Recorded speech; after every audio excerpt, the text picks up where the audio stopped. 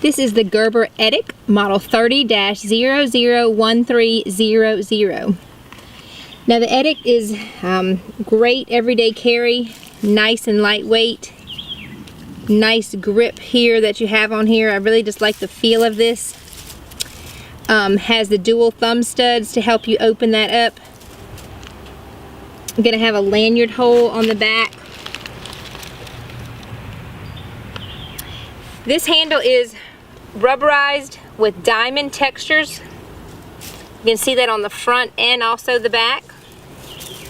Nice silver pocket clip. Again, you'll see here that this blade has been made in the USA. It is made with the 154 cm stainless steel. The blade length is 3.6 inches. The handle is 4.9 inches. And overall open, it's 8.5 inches. Weighing 3.6 ounces. Gonna have the lockback system here, just to push that down, close the blade. Nice jimping here.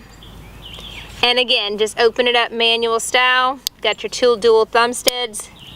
You hear that lockback click into place to lock it down. Fine edge there.